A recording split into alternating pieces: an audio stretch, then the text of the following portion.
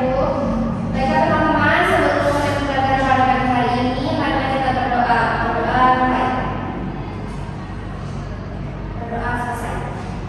Baik, terima kasih kedua kelas.